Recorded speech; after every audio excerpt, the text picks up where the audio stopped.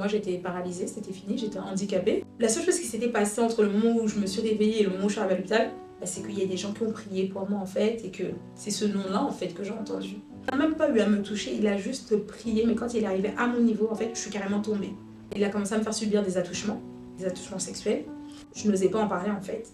C'est comme si le rôle était inversé, c'est vous qui subissez, mais c'est vous qui avez la bouche fermée, en fait, c'est pas compréhensible. Il a commencé à avoir de la violence conjugale dans notre couple. À mesure des années, en fait, les gestes sont montés crescendo, en fait, sont devenus de plus en plus compliqués. C'est la première fois que je priais et que je demandais de l'aide à Dieu. Dieu, si tu me sors pas de là, soit lui ou soit moi, en fait, il va arriver quelque chose entre nous deux. Alors, je m'appelle Aya Cecilia, j'ai 34 ans, je suis maman de 3 enfants, 3 garçons. Et actuellement, je suis dans une saison de ma vie où je suis à la maison, parce que je fais l'école à la maison pour mes enfants. Alors, moi, ma rencontre avec Jésus s'est faite en plusieurs étapes. C'est vraiment une succession d'événements, d'expériences qui m'ont amenée à véritablement le rencontrer. Alors, si je peux commencer quelque part, je pense que ça a commencé quand j'étais petite. Ma mère et mon père se sont séparés très tôt. Et au début, en tout cas, de ma vie, on habitait dans une maison. Et à la suite de la séparation de mes parents, en fait, on a dû déménager dans un appartement. Et c'est quand on a déménagé dans cet appartement-là que ma mère avait une amie, en fait, qui, elle, était chrétienne et qui nous a tout simplement, en fait, invités à l'église. Donc, je suis partie à l'église pour la première fois avec ma mère, ma soeur, dans cette église-là. Donc, c'est à ce moment-là que j'ai commencé à entendre parler de Dieu, de Jésus. Mais, étant petite, ça n'avait pas forcément de résonance particulière, en tout cas pour moi. J'entendais le nom, j'entendais des choses, mais voilà. J'avais pas une foi pour dire je croyais en Dieu. Enfin, c'est pas quelque chose qui m'avait été inculqué jusque-là. Et en fait, quand on a commencé à aller dans cette église, du coup on a commencé à apprendre à connaître des personnes. Ma mère a rencontré un homme avec qui elle s'est mise avec par la suite en relation et du coup on allait régulièrement à l'église et je me souviens qu'une fois on était à la maison, c'était en pleine nuit donc tout le monde dormait. Moi j'ai voulu me lever pour aller aux toilettes et quand j'ai voulu me lever pour aller aux toilettes, je suis retombée sur moi-même. J'arrivais pas à me lever, je sentais plus tout le bas de mon corps en fait. J'avais carrément perdu l'usage de mes jambes, j'étais complètement paralysée de tout le bas de mon corps. Du coup je essayé de me relever une deuxième fois, impossible. Et là, j'appelle ma mère en criant, en pleurant. Je lui dis, maman, je sens plus mes jambes, j'arrive pas à me lever. Et je suis en pleurs, enfin, je suis paniquée, je comprends pas ce qui se passe. Ma mère aussi qui se réveille d'un coup, qui comprend pas ce qui se passe. Et elle, son premier réflexe a été d'appeler l'ami en question là, et le pasteur de l'église avec qui on était en contact. Parce que c'était une petite église, c'était pas une très très grande église. Et à l'époque, je me souviens, on n'était pas véhiculés. Et ils sont venus à la maison en fait, et ils ont commencé à prier pour moi. Ils ont commencé à louer le Seigneur, adorer le Seigneur, prier pour moi. Il n'y avait rien qui se passait. Du coup, ils ont décidé en fait de m'emmener à l'hôpital. Donc ils m'ont prise, ils m'ont soulevée, ils m'ont mise dans la voiture. Et en fait, tout le trajet, ils ont continué à prier, ils ont continué à louer le Seigneur, ils ont continué à adorer. Et j'entendais, en fait, moi j'étais un peu spectatrice de ce qui se passait. Et déjà, je subissais parce que pour moi j'étais paralysée, c'était fini, j'étais handicapée. Je ne sais pas comment c'est arrivé, mais voilà, c'est dans l'état dans lequel j'étais, en tout cas à ce moment-là. Mais j'étais un peu spectatrice en fait de ce qui se disait autour de moi. Donc j'entendais les prières, j'entendais les chants. Et c'est vrai que ça me touchait quelque part en fait. Ça me touchait, mais voilà, ça n'avait pas de sens en fait pour moi. Du coup, on arrive à l'hôpital. Et en fait, arrivé à l'hôpital, je retrouve l'usage de mes jambes. Donc je recommence à marcher. Il a dû s'écouler au moins 1h30 avant entre le moment où je me suis levée la nuit et le moment où on arrive à l'hôpital. Et là, je recommence à marcher normalement, mais les médecins me prennent quand même en charge. Ils me font toute une batterie d'examens, sauf qu'ils ne trouvent rien d'anormal. Donc je rentre chez moi comme ça. Mais à partir de ce jour-là, c'est vrai que le nom de Jésus a commencé à avoir une place particulière. Alors je peux pas dire que je croyais en lui, je peux pas dire que j'avais foi en lui, mais voilà. La seule chose qui s'était passée entre le moment où je me suis réveillée et le moment où je suis arrivée à l'hôpital, c'est qu'il y a des gens qui ont prié pour moi en fait, et que c'est ce nom-là en fait que j'ai entendu. Et surtout que la médecine n'a pas eu d'explication, eux-mêmes je pense qu'ils ont dû se dire qu'ils ont un problème en fait, enfin il n'y a rien, cette petite fille-là elle a rien. Mais moi je sais en tout cas ce que j'ai vécu pendant ces 1h30 qui m'ont paru une éternité. Et ça a été le premier événement marquant. Et par la suite, comme je vous disais, ma mère était en relation avec cet homme-là. Et je me rappelle que vers l'âge de 12 ans, donc quelques années plus tard, quand j'ai eu 12 ans, là par contre on avait changé d'église, on était dans une autre église et il y a une retraite qui avait été organisée. Alors une retraite c'est un temps qu'on prend pour prier, lire, méditer la parole. Et c'est un temps où on se rassemble en fait, que ce soit au sein même de l'église si c'est possible ou bien dans un endroit qu'on loue pour ça en fait. Et je me rappelle que dans cette église, il n'y avait pas beaucoup de jeunes. Et lors de cette retraite, en fait, il n'y avait que des adultes. Et ma mère m'a proposé de participer à la retraite. Et c'était une retraite où il y allait avoir... Et ils avaient prévu en fait de faire un jeûne d'Esther. Pour ceux qui ne savent pas ce que c'est qu'un jeûne d'Esther, c'est un jeûne où on ne mange pas et on ne boit pas pendant 3 jours à sec. Et aujourd'hui, avec du recul, je rigole parce que je me dis, mais c'est même pas normal que ma mère elle ait proposé ça. Mais quand elle me l'a proposé, ben en fait, je sais pas pourquoi j'ai accepté. Naturellement, j'ai accepté, j'ai dit oui. Et quand j'ai accepté, je me suis dit, mais Cécilia, comment tu vas faire en fait? Parce que bah, t'as jamais jeûné de ta vie en fait. Donc je sais pas trop comment ça va se passer, mais voilà. Mais je sais pas, ça s'est passé comme ça. Du coup, ben, la fameuse retraite arrive. Je crois même que j'étais la seule jeune, donc j'avais 12 ans à l'époque, à peu près. Je crois même que j'étais la seule jeune parce que j'ai pas le souvenir d'avoir parlé avec des jeunes de mon âge.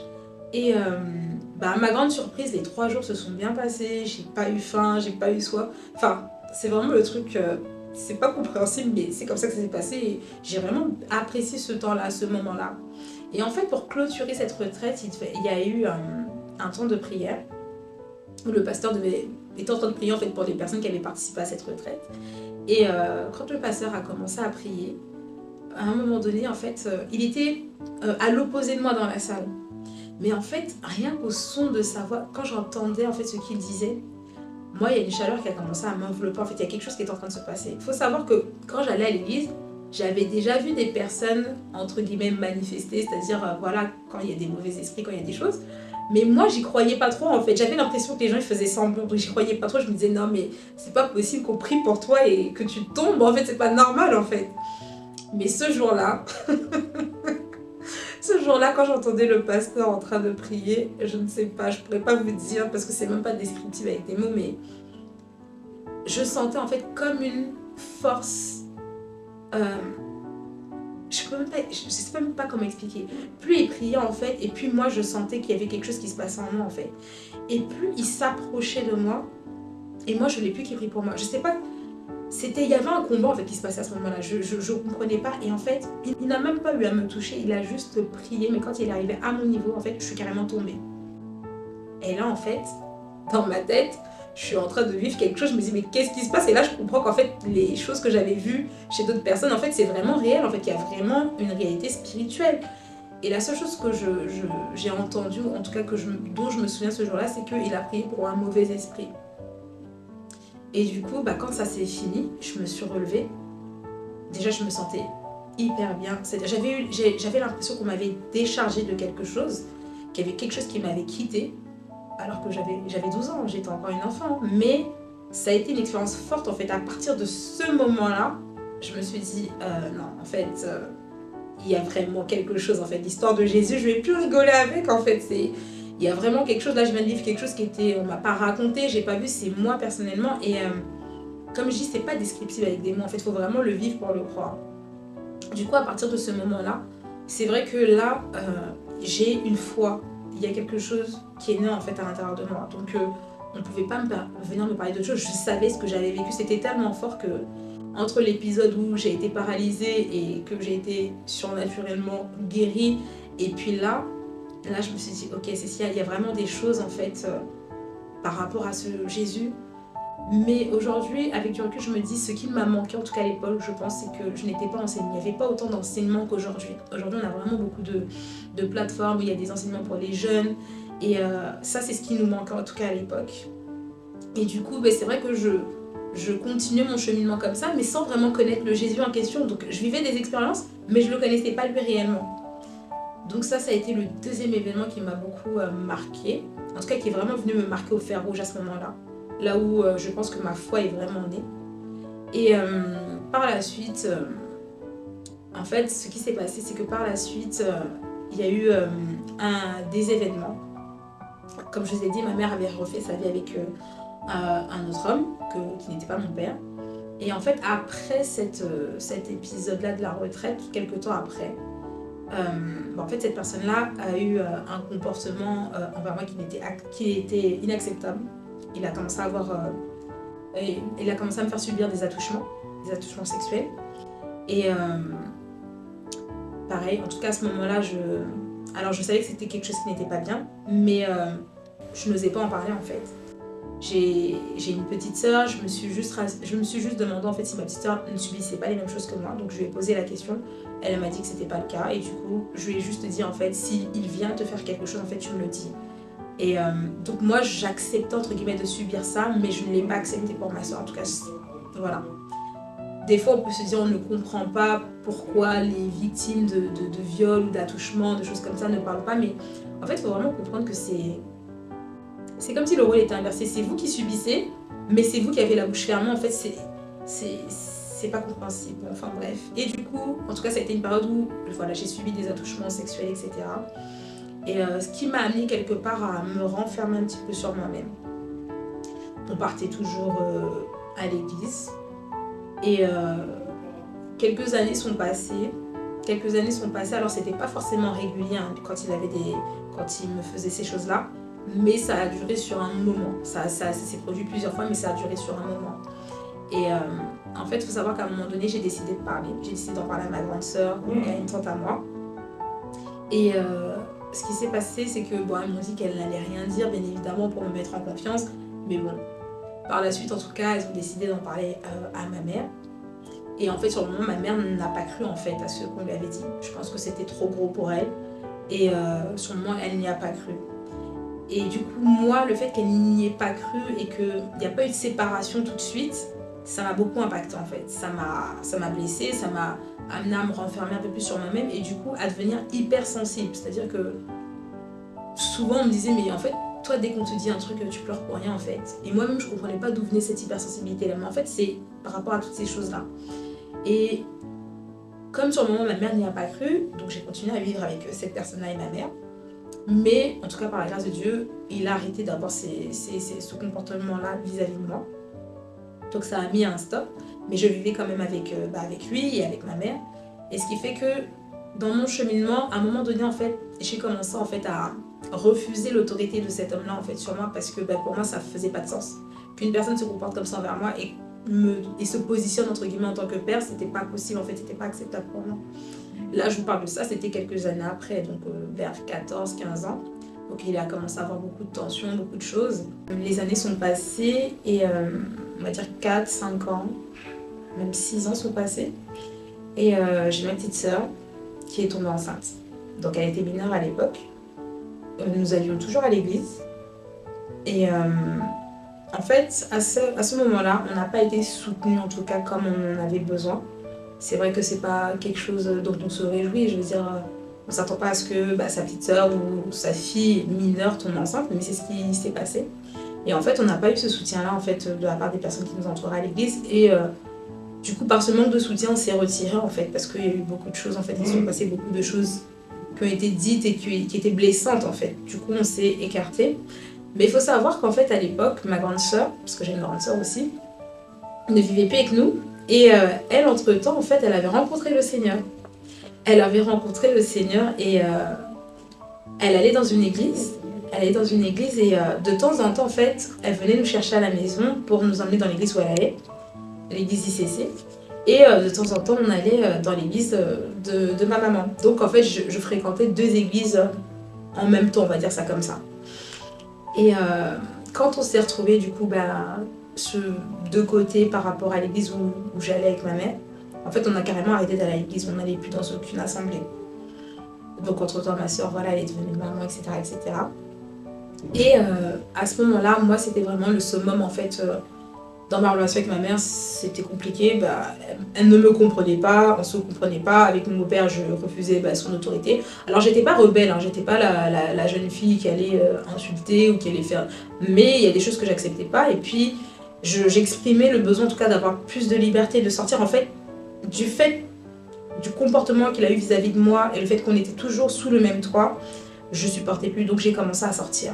C'est là que j'ai commencé à plus fréquenter les copines, commencer à sortir, à découvrir les soirées, les après-midi comme on le disait avant, les après-midi. Et de fil en aiguille, ben, je prenais goût à être dehors parce que je voulais pas être chez moi par rapport à lui, c'était compliqué pour moi. Et il y avait tellement de tension qu'à ce moment-là, en fait, dans ma tête de jeune fille, je me suis dit, ben, si c'est compliqué comme ça, en fait, ben, j'ai juste envie de trouver l'amour, en fait, trouver quelqu'un avec qui je vais pouvoir être bien, avec qui je vais pouvoir construire des choses, et avancer, en fait, évoluer tout simplement, et du coup partir du cocon familial. Et ben, chemin faisant, c'est ce qui s'est passé, hein. J'ai rencontré un jeune homme, qui est le papa de mes enfants, j'ai rencontré un jeune homme où, ben, en fait, ça s'est très bien passé.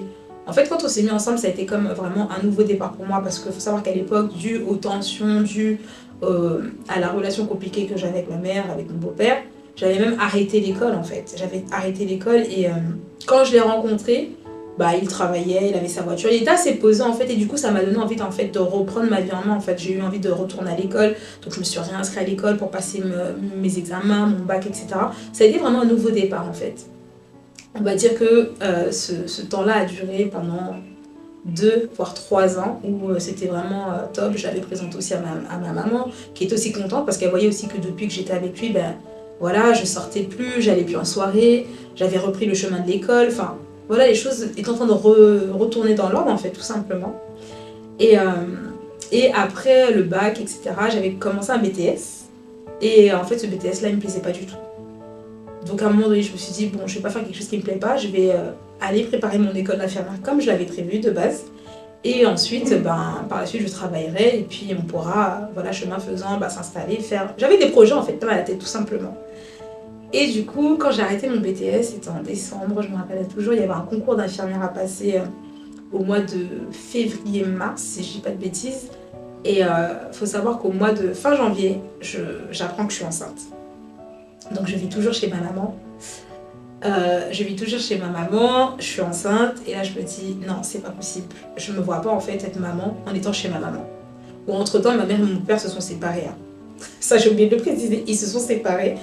Des années plus tard, ils se sont séparés. Je pense que ma mère a mis du temps en tout cas à digérer ce qu'on lui avait annoncé, mais elle a fini par entendre raison en fait, même si ça s'est arrêté. Mais ils se sont séparés. Et quand je suis tombée enceinte, c'était pas prévu. Ce qui était prévu, c'est que je continue mes études, que j'étais repartie sur une bonne lancée. Mais moi, c'était inconcevable pour moi d'être maman en étant chez ma maman. Donc pour moi, il fallait absolument qu'on trouve un endroit où accueillir ce bébé. Lui, mon copain à l'époque, il travaillait déjà. Donc je me disais, bon, ça va, c'est pas trop catastrophique. Il y a au moins une personne sur deux qui a une situation. Moi, j'avais un job d'étudiant. Bon, c'était pas non plus des masses. Mais je me disais que, bon, pour commencer, en tout cas, on allait pouvoir se débrouiller, etc. Mais en fait, à partir du moment où lui et moi on est devenus parents, le poids des responsabilités, le poids de la parentalité en tout cas, a mis comme une séparation en fait entre lui et moi. Donc lui, il était avec nous, il était là, on n'était pas séparés. Mais autant moi, je pense que par mes expériences, c'est-à-dire ma maman, quelque part qui nous a élevé une partie de notre vie seule, ma soeur qui a eu un bébé, donc je savais m'occuper d'un bébé, et mes aspirations aussi, parce que j'ai toujours eu envie de travailler avec les enfants, mais quelque part ça m'avait aussi comme préparé, j'ai envie de dire, en tout cas à la maternité. Ce qui fait que moi, ça a été moins difficile pour moi que lui. Lui, j'ai vraiment eu l'impression qu'il s'est mis sur pause, en fait. Il n'a pas suivi, en fait, le train dans lequel on avait été embarqués tous les deux, entre guillemets, à notre insu. Et en fait, à partir de ce moment-là, il a commencé à avoir de la violence conjugale dans notre couple. Il a commencé à avoir des violences. Alors, au début, c'était pas grand-chose, si je peux dire ça comme ça. Mais au fur et à mesure des années, parce qu'on est resté quand même 11 ans ensemble, au fur et à mesure des années, en fait, les gestes sont montés crescendo, en fait, sont devenus de plus en plus compliqués. Et en fait, au bout de 11 ans, c'était trop. Et un jour, j'ai pris la décision, en fait. Un jour, j'étais juste dans ma cuisine, en fait, et c'est la première fois que je priais et que je demandais de l'aide à Dieu. Et j'ai juste dit comme ça dans ma cuisine, en fait... Dieu, si tu me sors pas de là, soit lui, soit moi, en fait, il va arriver quelque chose à un de nous deux. Et je me suis rendu compte que c'était la première fois que je demandais de l'aide à Dieu. En fait, j'avais jamais prié de manière intentionnelle comme ça pour demander de l'aide à Dieu. Et 2 semaines après que j'ai fait cette prière, en fait, on s'est séparés. Ici, il y a eu encore un événement. Et en fait, on s'est séparés. Lui, je pense que dans sa tête, c'était encore pour un temps, pour un moment, parce que c'était pas la première fois, vu qu'il y avait quand même pas mal de choses dans notre couple. Mais moi, ce jour-là, je savais que c'était la dernière fois, en fait. Je savais que là, c'était vraiment une séparation définie. Je pouvais pas expliquer comment, mais c'est comme si on m'avait donné une force pour que je puisse sortir de là. Parce que quelque part, c'était pour me protéger moi, mais également pour nous protéger tous les deux. Parce que s'il m'arrivait quelque chose ou s'il lui arrivait quelque chose, ben, enfin, c'était pas notre souhait. Donc, on s'est séparés 2 semaines. Enfin, 2 semaines après que j'ai prié. Et il faut savoir que dans ce temps-là aussi, j'étais en train de préparer un concours par rapport à mon travail pour être titulaire. Mais du coup, avec la séparation, tous les problèmes que ça a suscité, la pression qu'il y a eu, parce que du coup, il y a des choses qui sont sorties à ce moment-là que les familles respectives ne savaient pas. Donc c'était vraiment un chamboulement pour beaucoup de personnes. Et moi, avec la pression de tout ça, j'ai perdu énormément de poids, j'ai perdu 6 kilos en 1 semaine. C'était vraiment compliqué et c'était dans cette même période que je devais préparer cet examen en question. Et en fait, j'arrivais pas.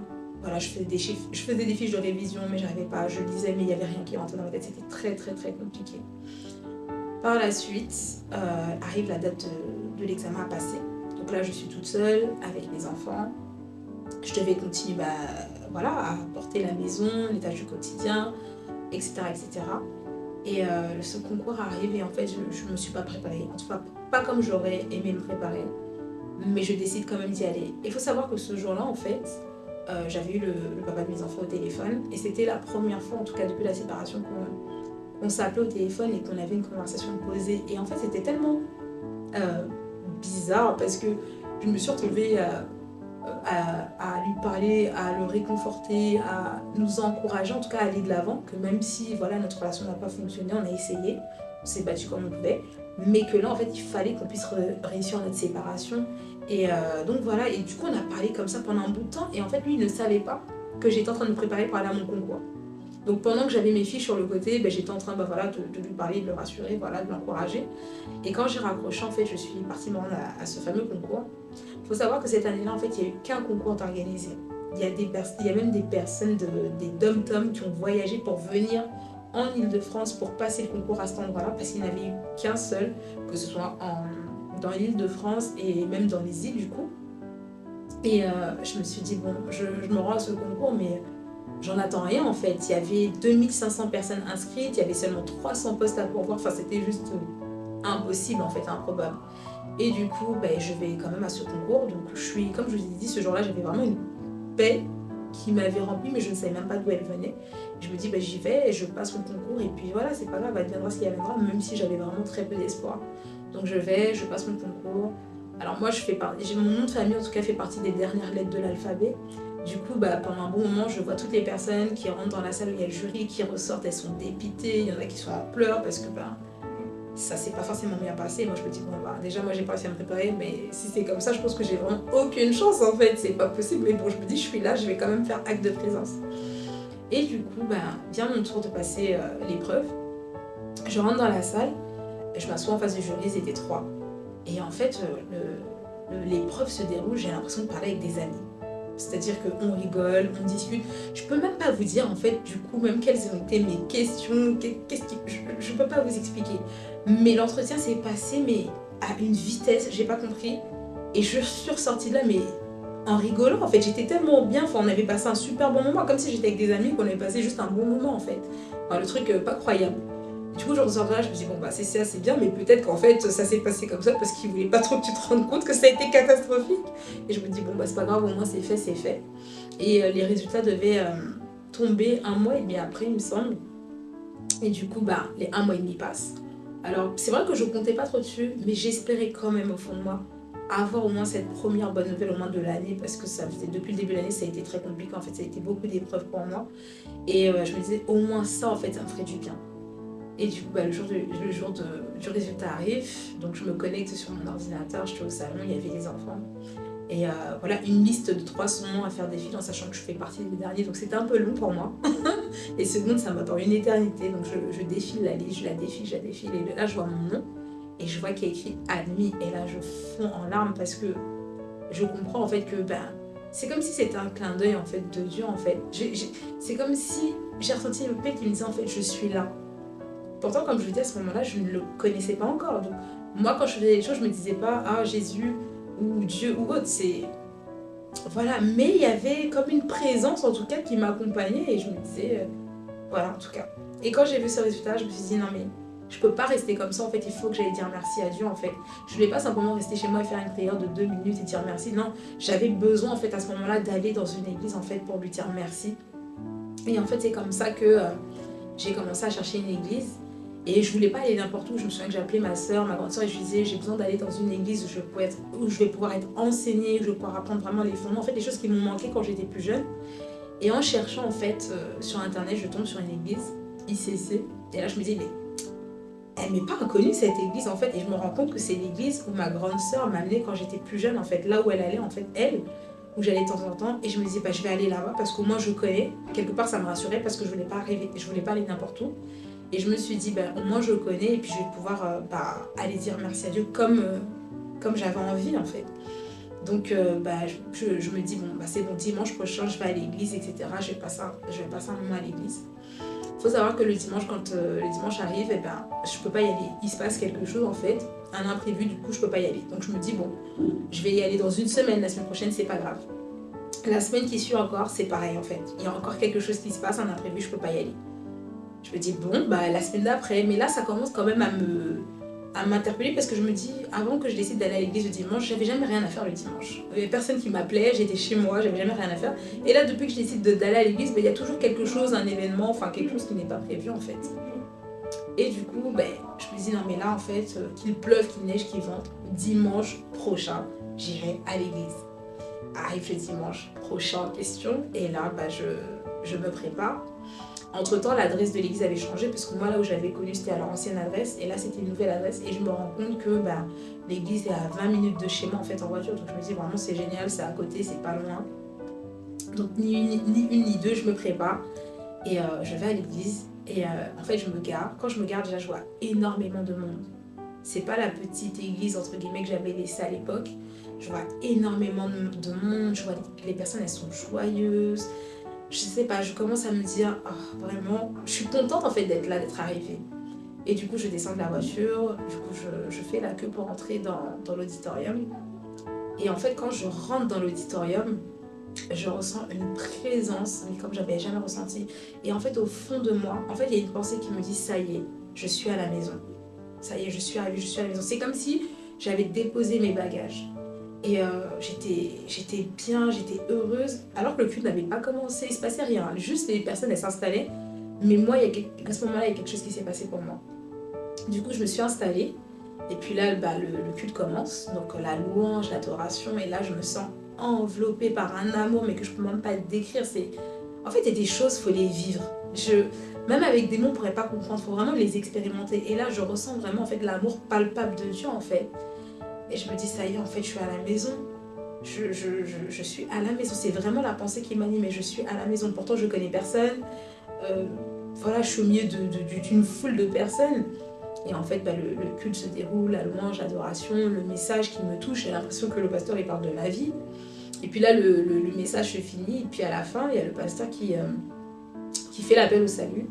Et qui dit, en gros, les personnes qui n'ont pas encore accepté Jésus comme Seigneur et Sauveur dans leur vie, c'est l'occasion de pouvoir le faire, on va vous accompagner dans la prière, etc.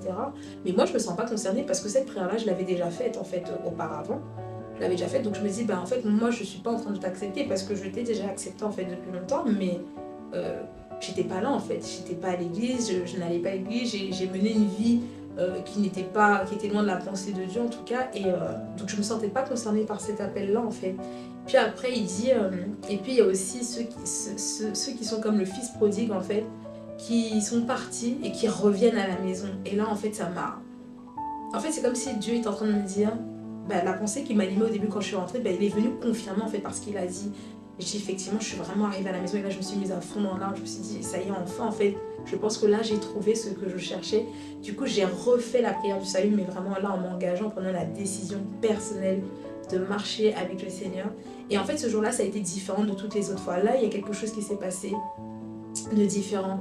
Et il y a une conviction qui est venue en moi qui était tellement forte. Alors on n'aurait pas pu changer en tout cas le fait que je savais que Jésus était Dieu. mais je ne le connaissais pas en fait, j'étais pas renseignée, mais là il y a quelque chose qui s'est passé. Donc voilà un petit peu mon cheminement, en tout cas comment j'ai rencontré Jésus. Donc ce jour-là en fait quand j'ai refait cette prière-là, c'était vraiment pour moi une prière d'engagement. Et en fait, je ne connaissais même pas en fait, cette parole, cette histoire-là du fils prodigue. Mais après, quand je l'ai découvert en lisant en fait, la Bible, la parole, je me suis rendu compte que c'était vraiment ma vie en fait. Il y avait des circonstances, des événements qui sont venus quelque part m'éloigner. Mais en fait, Dieu m'avait déjà marqué au fer rouge. Jésus m'avait déjà marqué au fer rouge avant que je puisse être éloignée. Et c'est lui qui a reconduit mes pas en fait jusqu'à ce que j'arrive dans cette assemblée-là, qui est toujours mon assemblée à l'heure actuelle. Mais si je peux dire quelque chose, c'est que j'ai vraiment connu Christ, que j'ai vraiment appris à le connaître quand j'ai été accueillie après le culte, parce qu'il y a des conseillers qui nous reçoivent. Et en fait, comme je vous avais dit, moi je soupirais après une église où j'allais pouvoir être enseignée, parce que c'est ce qui m'avait manqué, et j'avais soif en fait d'apprendre. Et quand la conseillère elle m'a reçue, j'étais en larmes, j'arrêtais pas de pleurer, elle devait même se dire mais qu'est-ce qui se passe en fait. Mais moi c'était vraiment des larmes de joie. Et en fait elle m'a dit, je n'avais même pas posé de question, et elle m'a dit mais vous savez qu'on propose aussi des formations bibliques, vous allez pouvoir apprendre votre identité en Christ, l'œuvre achevée de la croix. Et en fait c'était le deuxième clin d'œil du Seigneur en fait, là où j'avais demandé de manière informelle, mais il m'a conduit dans un endroit où j'allais pouvoir recevoir ce que je cherchais en fait. Et c'est ça vraiment qui a amené un bouleversement total dans ma vie. Je suis obligée de raccourcir, mais là je vous parle de 30 ans de vie en à peine une demi-heure, enfin c'est pas possible de te résumer. Et justement mon livre c'est mon autobiographie, c'est mon cheminement avec tous les détails justement de mon enfance, de mon adolescence, de ma vie de femme, ma vie de jeune femme, ma vie de maman, quand j'étais en couple. Et surtout mon livre en fait retrace en fait vraiment comment parfois derrière des circonstances, des situations, nous on pense que c'est totalement anodin, mais il y a un autre combat qui se joue en fait, que le monde spirituel est vraiment un monde réel. Et moi en fait avec la parole, plus j'ai commencé à cheminer en fait dans la parole, à connaître les choses, et plus je me suis rendu compte qu'il y a des choses que j'avais vécues, parce que tout simplement, il y en a qui croient en Dieu, mais Dieu existe et le diable aussi existe en fait. Et lui, il met tout en œuvre en fait pour venir en fait nous casser sur notre cheminement. Et moi, c'est clairement ça en fait. Et du coup, c'est des choses que je détaille dans mon livre. Et vraiment, mon témoignage, ce livre en tout cas, c'est vraiment un outil de restauration. Parce que je suis passée par des abus, je suis passée par de la violence conjugale, je suis passée par même des maladies, par des choses en fait que j'ai vécues. Et j'ai vraiment vu la main miraculeuse de Dieu agir en fait. Mais vraiment. Et souvent on entend des témoignages de personnes qui ont vécu des choses qui sont difficiles, mais elles n'en sont pas pour autant guéries ou restaurées. Mais ce livre-là, mon témoignage, en fait, c'est vraiment pour dire à quelqu'un que c'est possible d'être passé par toutes ces choses et de véritablement être guéri et restauré, d'être vraiment une nouvelle personne. Et ça, il n'y a que Dieu qui peut le faire. Il n'y a que lui qui a accès aux profondeurs de notre cœur. Et moi, c'est vraiment ce qui s'est passé. C'est pour ça que je me suis levée un jour et que je me suis mise à écrire, parce que je me suis dit, en fait, ce que Jésus m'a apporté, il faut que je le donne à d'autres personnes, en fait. Il y a trop de personnes qui sont en train de souffrir, il y a trop de personnes, de familles qui sont en train de se déchirer, des jeunes femmes, des jeunes filles même qui se cherchent parce qu'elles ont vécu des choses, parce qu'elles sont passées par des choses. Et c'est vraiment pour interpeller, en fait, plusieurs personnes, en fait, que ce soit une jeune fille, que ce soit une maman, de vraiment être attentif, en fait, à certaines choses, en fait, qui nous conduisent à faire des choix qui nous éloignent, en fait. Alors que Dieu est là en fait, mais il attend juste qu'en fait on lui ouvre la porte de notre cœur. Et moi depuis que je l'ai fait, ça a été la meilleure décision que j'ai prise, ça a été la meilleure décision. Et même les personnes qui me connaissent se disent mais qu'est-ce qui s'est passé, parce qu'ils comprennent pas, mais ils voient que du positif, ils voient que du bon. Mais ça, j'ai envie de te dire que c'est Jésus qui le fait en fait, et que Jésus n'est pas juste une histoire, mais il est vraiment réel en fait. Et aujourd'hui il veut avoir cette relation là avec chaque personne et pouvoir nous sortir en fait des défis, des challenges dans lesquels nous sommes, des fosses dans lesquelles on nous a enterrés. Et voilà, c'est là mon battement de cœur en fait, c'est pour ça que j'ai écrit. Peu importe là où tu es passé, peu importe ce que tu as subi, ce que tu as vécu, et même si à l'heure actuelle tu te trouves encore dans cette situation, je ne sais pas comment Dieu va agir, par quel chemin il va te faire passer, mais j'ai envie de te dire que rien n'est impossible à Dieu. Même les cicatrices les plus profondes de ton passé, même de ton présent, il veut les guérir, il veut les penser, il veut faire de toi cette femme, cette jeune femme ou cet homme, ce jeune homme en fait, qui est rempli de joie, qui est rempli de paix et qui ne subit plus la vie, mais qui au contraire en fait domine sur les choses. Mais j'ai envie de te dire qu'au-dessus de tout ça, le but aussi c'est que tu sois sauvé, parce que demain si tu n'es plus là, tu ne sais pas où tu iras, et son premier but c'est de te sauver et de te s'occuper de toi derrière.